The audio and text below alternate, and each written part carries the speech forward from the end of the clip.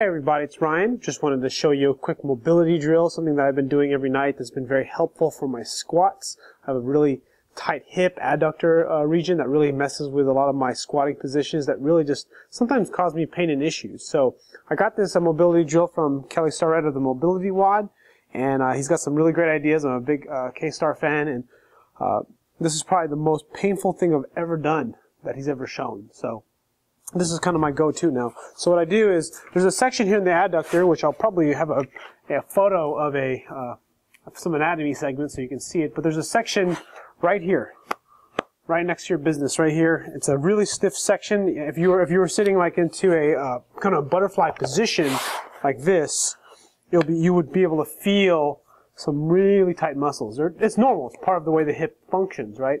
So what you're going to do is you're going to get that section right here, right next to your crotch, so that this kettlebell sits right on top of it. What means you're going to sit on top of it. So this is awkward, but again, if you have tight hips and you want to get better at something, this is probably one of the fastest ways you can do it. So what you do is you set yourself up, put it right there, and you just let it sit. It's probably the most painful. Actually, it doesn't really hurt too badly here, but if I start rolling inwards a little bit, I start to get some really tight sections of the hip flexor. Maybe, what am I getting? Maybe, what is that? Definitely a lot of the adductors. Like again, there'll be a picture I'll have so you can kind of see where it is. I quite frequently, when I do my foam rolling sessions or trying to do some mobility work, I'll look at some anatomy on my phone. And the other thing too that helps anatomy or helps mobility really much is that if you're digging into a specific tissue, you can contract the muscle by pushing in and contracting your glute and then relaxing it, and then it hurts a lot more because you can see I'm kind of suffering here quite a bit. And then also if you lift your leg, you can create more pressure, and then you can cause some internal rotation here at the hip, like so, by turning in the knee and then rolling out. You can go back and forth, up and down. So that's the first section, the adductor magnus. This is kind of where I have some issues. The second part is kind of right here in this segment on the inside of the knee. There's a lot of different things here. There's the gracilis, the sartorius that crosses like this, and then there's of course the adductor magnus as well, and the longus. There's just a bunch of stuff there. So you can kind of go into the side of the quadricep or side of the front of the thigh, and you just dig right in, and you'll find some pretty gnarly spots right in here. This has been my favorite drill. Now, if you don't have a kettlebell, one thing you can use is a barbell, and I'll show you how to do that in a second. So you can I can lift my body weight up, dig in. You can easily use a foam roller, so let me show you this with a foam roller. So using a foam roller, you can do the same exact thing. I just find that it's just not as effective for me.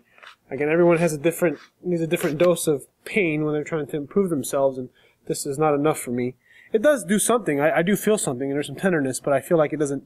I would have to stay on here a lot longer. After I get both sides, what I do is this is my favorite stretch. I've actually been kind of messing around this. I learned this from Bodybuilding Bros, which is a different channel that he's got some good stuff over there too. And this is kind of what they do, what he does. So you basically do like a reverse butterfly. So you do a butterfly stretch like this, and you sit your heels, kind of put your feet together, and you push your body down towards the ground.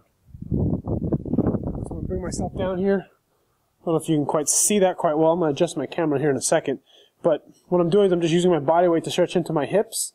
Now, one way to look at this, I'm basically in somewhat of like a sumo deadlift position or a sumo squat position. Now, think of it like this. Position yourself so that you're going to do like a squat. But instead of squatting down like this, right? Think of arranging yourself so you're like in this plane of movement, right? And then you're going to position your knees so they're essentially in the same position as if you were going to squat, right? And for a lot of people, this is kind of a good way to kind of figure out your own squat and try to prove it, is that you're trying to brace your abdominals, force a curve in your back, and then sit your butt back into your heels. Now you may or may not find restriction. Now if you were to do a butt wink, for example, and you had a load on your back, you might dump like this and your back would round. And that would be a butt wink. But then from this position, if you force a curve in your back, you may not be able to go down. And I found this is a pretty good stretch, this position here. And then what you can do also is you can press your knees in together and squeeze your glutes and pull your hips down while keeping your spine in neutral. I found this to be very, very effective because then you can feel where you need to go in the squat. And then from this position, you can kind of push your knees out further to get more of a stretch in the inner thighs and adductors, I can roll yourself forward. You can push your hips up. That way you can stretch your hips out. You can even bring your knees in. This is one of my favorite stretches I'll do, like for literally like 5 or 10 minutes. Just I'll browse on my phone and I'll just sit here and hold this.